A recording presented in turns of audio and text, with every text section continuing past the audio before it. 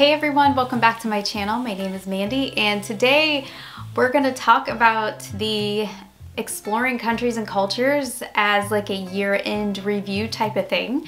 And I've had a lot of requests for this video. Everyone wants to know what I think about it now that we're done and if I recommend it. So we're going to get to all of that. But first, if it's your first time here, welcome. Make sure you hit the like and the subscribe button. And down below, I have a link to my how-to homeschool course for brand new homeschooling parents. And that is a course that you can go through at your own pace. It's an online course taught by me. Okay, so I'm really excited. We had a lot of fun with exploring countries and cultures, and I'm excited and I'm sad. I'm excited because we're gonna start a brand new curriculum soon in just a couple of weeks, but I'm sad because we're saying goodbye to exploring countries and cultures. I actually just sold our curriculum last week or the week before, and I was so sad to box it up, you guys. This was my second time through exploring countries and cultures. The first time was with my now 9th grader when he was in 4th grade, and we went through it again with my youngest, and he was also in 4th grade as he went through exploring countries and cultures. I want to say first that we really enjoyed this curriculum. I think I actually enjoyed it more the second time around because I did more of the extension projects and I did more of the book basket books. And we went further than we did the first time. The first time we went through exploring countries and cultures, my oldest was in 4th grade, and it was our very first year homeschooling. So I was very unsure of myself. I wasn't sure what I was doing. And it was so much more fun this time around because I was so much more confident and I was putting things together, and we did a lot of extension activities. And if you guys want to see a lot of the stuff that we did for exploring countries and cultures, I will put my Instagram handle down below, and you can go and look at my profile there. I have a bunch of pictures from all throughout the year of just different things that we did with exploring countries and cultures, and just a lot of the things that I highlighted are just like special projects and foods and books and all kinds of things, and they're all right there. So if you're going to start exploring countries and cultures, that's a great place to start, is my Instagram. So next thing I want to go over is the deluxe package is worth it. I had a lot of people ask, should I buy the deluxe? Should I not buy the deluxe? If you have the money, get the deluxe package.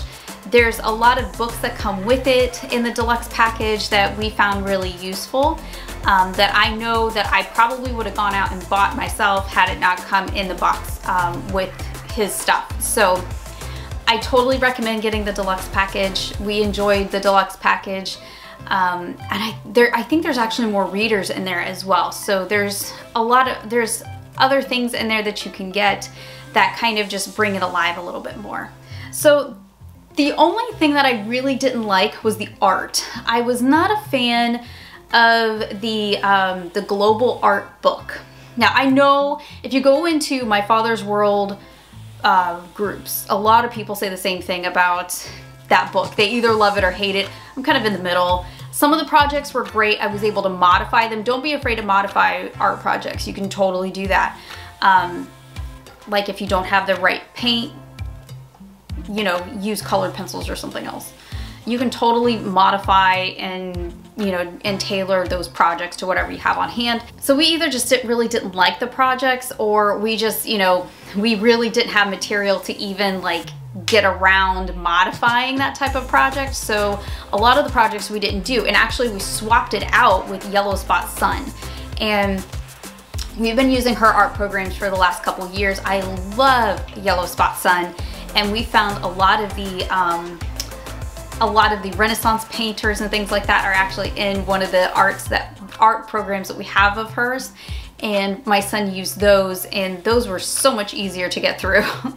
Okay, another thing I want to go over is don't skip the book basket. The book basket is fantastic for exploring countries and cultures.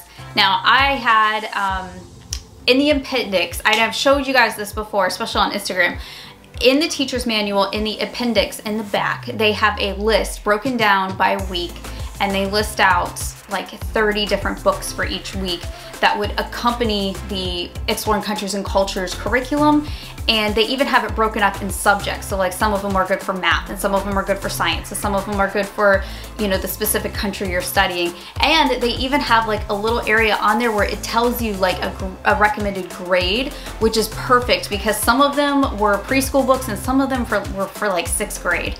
So it's good to know, you know, before you order these books, like which ones should I be looking up to get. I ordered probably about 30 or 40 books used, and it was so worth the money. We learned so much more from those books that they recommended, and all of the ones that they recommended were great, great books. So something that I want to really highlight is when my son did the year-end geography test, he blew it out of the water. So so Exploring Countries and Cultures is more of like a geography type of unit or curriculum. It is very, very geography heavy. And at the beginning of the year, they get a whole bunch of worksheets that are just blank maps of different continents. And they are supposed to just fill it in on like the first week of school of the ones that they already know. All of my sons were blank, almost all of them, except for, you know, North America and South America. Most of everything was blank. And he was just like really stressing about it. And then at the end of the year, at the very last week, they take that again. And he played the geography game all throughout school. Every week he played the geography game. And I can tell you, he did so good. I was so amazed. He only got like less than 5 wrong. He memorized every little country. I could not believe it. And he really impressed himself too. Now, I mean, he studied for it, but wow, he did such a good job. And you know, they make it to where when you play the game, it feels very natural, and he's very competitive anyway. So this was just right up his alley. I loved how they set this up. And I would really recommend, if you're going to do Exploring Countries and Cultures, have like Ziploc bags and put the geography game pieces in those and label them with a Sharpie.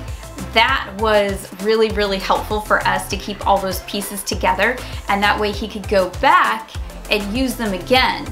So when I sold my curriculum, I actually put in all of the little baggies labeled with each continent on it and all the little marker pieces as well, so the next family could have it. It's really, really great to keep everything organized. And I bought one of those little 3-ring binder pencil cases, and that's where we kept all of our baggies. So when he wanted to practice a certain country, he would just unzip it, get out the geography game pieces, which I laminated. That's another tip. Laminate your geography game pieces. They'll just be more durable. And he played it whenever he wanted to or when he felt like he needed more practice. So, okay, so one of my very favorite things about this whole year was the food. So you have a day in Exploring Countries and Cultures for a lot of different regions where you will make a feast of different foods from around that area that you were studying. We tried so many foods we never would have tried had it not been for this curriculum.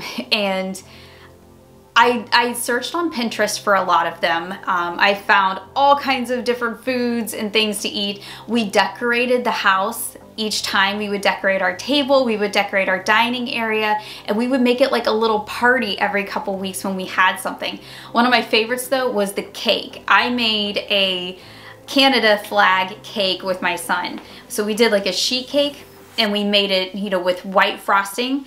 And then I bought these maple leaf cookie cutters, and we put red sprinkles inside of the cookie cutter, and then we did red on the outsides, you know, to make the 3 sections of the flag, and it was so cool.